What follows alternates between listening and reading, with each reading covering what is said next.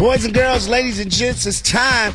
Sports Unplugged, we back at you. It's your boy, the Destin legend, Leon Rogers. Right directly across me is the man who pushes all the buttons and makes it happen, my man, Big Man. What's happening? What up, dog? And we're going to be getting some insight and check-ins from the good doctor, Nate Boning. It's going to be in the building. Paging Dr. Boning. He's going to be dropping little nuggets on you. I love that name. That's a great name. He's not really a doctor. It's a.k.a. Young Manning.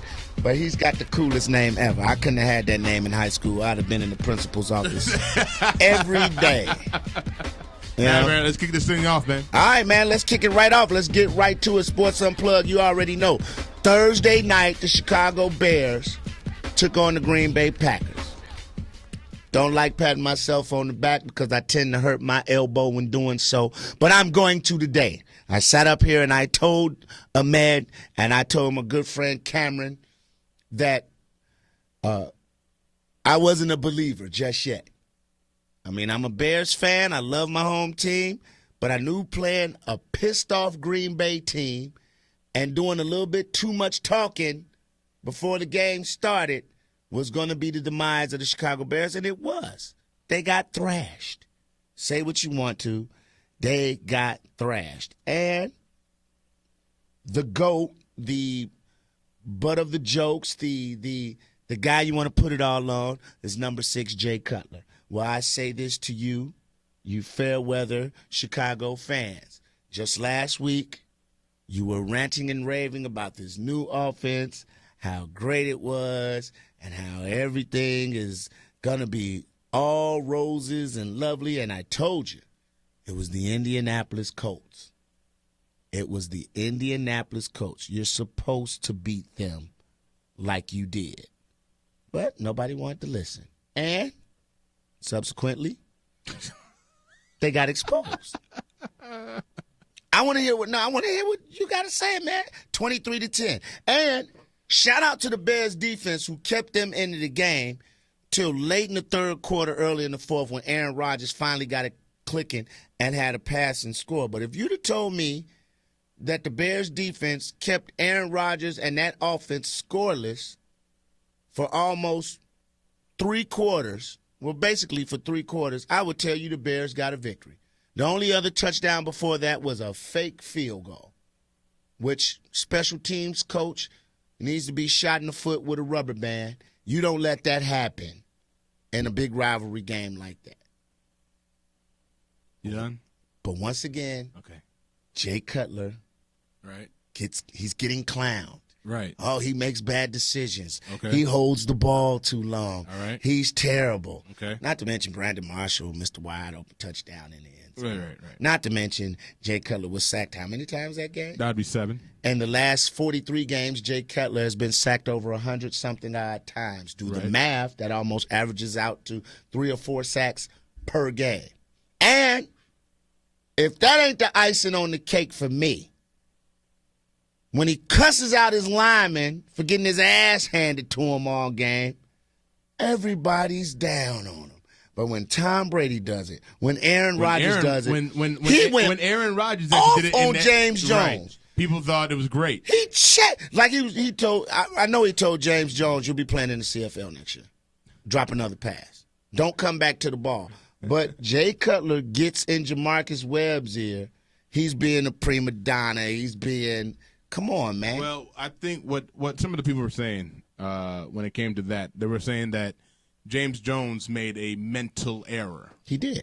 So he didn't come back to the ball. Right, which was something. Now, they said on Jamarcus Webb's case, he was just flat out dominated. There was nothing he could have done. It wasn't he was making. Yes. It wasn't. There's something you could do. There's nothing he could have done. Yes, it is. They said he was in the right position to make the block. He just couldn't get the block. Grab him. Get holding. I'm tired of getting hit, dog. Even if I see that physically you can't beat this guy, but you holding him, grabbing him, doing anything to protect your quarterback, I'll be like, okay, he's trying. Well, here's my thing, man. The case of the matter is, I've heard other coaches who have like rookie linemen in there, and you hear the coaches say, we have to call plays that protects that lineman, that lineman. side, right? You got to protect the lineman. You know, Clay Matthews, whenever he sees Jamarcus Webb's, he's laughing. Here we go. He got a hard on out there. Sprint button. He's like, let's go. I'm going right by him. And the funny thing is, Jamarcus Webb put his hands up, And Clay Matthews just pew, right underneath him. I saw one play, dog. It looked like he was running underneath some tree branches. He just ducked underneath him and kept going. And kept going. And completely dominated that game. Now, from my vantage point, I think that because I didn't watch the game live, I went back and watched the coach's tape. Okay. From what I saw, the NFL Network replay. Exactly. And so what happened when I saw is that at a certain point you got to be as Jay Cutler thinking to yourself, all right, he's getting his ass handed to him right now. Constantly. I've seen Clay Matthews' biceps in my nose and all game. Not to say long. I'm a straight heterosexual male. I love women. I think women are beautiful. Shout out to my wife, Nicole.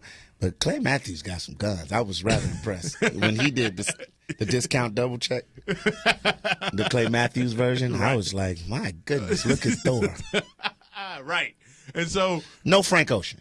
Now, so when you see that happening, you literally have to get the ball out quicker. I blame also the offensive coordinator because you don't keep on calling deep passes when you know Jamarcus Webb is out there and can't hold Clay Matthews for more than a second. I get it, dog.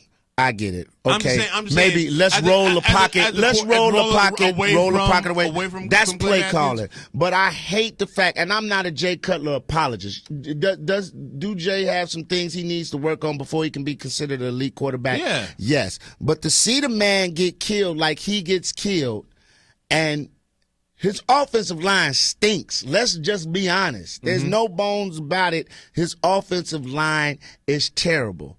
And to see him still try, any other receiver does this and sit, any other quarterback does this and sit and tries to make plays and hold on to the ball and dance in the pocket and scoot around and give little subtle movements. They say he's trying to create and make a play.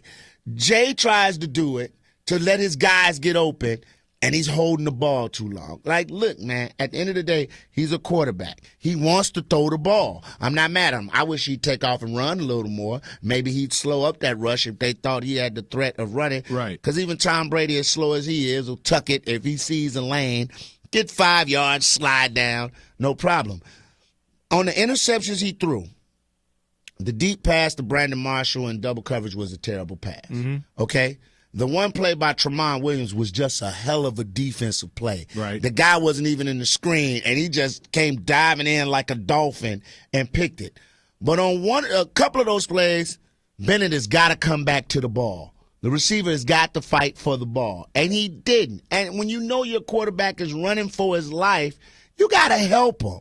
Don't turn upfield. Come back to him. I mean, I understand that, but Devin Hester, no show. I mean, Alshon Jeffrey, no show. I mean, there are ways. Brandon Marshall, no show. There are ways. Cause I mean, Jay Cutler did say that they were double covering Brandon Marshall. They were. It doesn't. I mean, in my eyes, there are ways to get open if you're Brandon Marshall. It is. So that's why I blame a little bit of the offensive line, a little bit of Jay Cutler, and the offense in general was just bad. It was just bad. And I understand that they got a nice little pass rush. But guess what? Teams have been gouging them. They've been killing the Green Bay Packers. They've been gouging them. Without a quarterback, you say that without a quarterback that doesn't make plays, that manages the game. We'll talk about that later, though. Manages the game, I definitely want to talk about that. My boy must have heard me and said, let me show Big Mad and then what Leon was talking about. But anyway, I digress. Hold on. I need to play this because go ahead. At the end of the game. What Cutler said? Nah, what Charles Woodson said. Okay, go. Let's see what the cocky Charles Woodson said. We understand that Jay is excited about, his new weapons, but it's the same old Jay. We don't need luck. We just need to be in position. Jay will throw us the ball. The proof is in the pudding. I mean, you seen the way the game went tonight. He'll throw the ball. He'll throw the ball to the defense. So we were able to, I guess, be opportunistic and come away with a couple of picks. Now let's be honest. That was a direct shoot back for the we love to have impress our guys. That's all that was. And I love every second of it. That's Charles Woodson, the veteran, trying to get into Jay Cutler's head for the next game. Ain't nothing worse, man. Ain't nothing worse than having somebody say something words. And you're sitting there like, I can't respond. And it rings true. It's like and after I threw my shot out there and thought that was decent. Right. You go to the press conference, the press says, Charles Woodson said something. And if I went out there again, I'd throw at his ass every time again. Right. And see if he'll make the play. He's old. Like, my thing is this, that right there what Charles Woodson did, I liken that to the final 2 seconds of Mortal Kombat where the guy's wobbling and it's finish him. Like he pulled his spine out of it. I mean, it was a good shot. I do enjoy but that. I do believe that was a direct response back to we challenged them to press our receivers. And then they had some words on the field too. So they did. I mean, it was just because Charles he felt Charles went at his leg, so he gave him a little kick. Yeah. And Charles got up and told him about it. So, but at the end of the day, it's a rivalry that just adds to the mystique and the magic of Green Bay versus Chicago. But I can honestly say after this game, do I think the Bears are done or in trouble? Nah. No. They got what we like to call, even though now I'm worried about the St. Louis game. This is a catch game. Right, exactly. This is that game where if you don't come in focused, Sam Bradford could go 400-something yards. Exactly. I was like, after watching them, they're playing a little tougher since Jeff Fisher been there. But I feel that the Bears can have a nice bounce back against the Rams. Now, I want to say home. something about this game, and I don't know if you noticed it.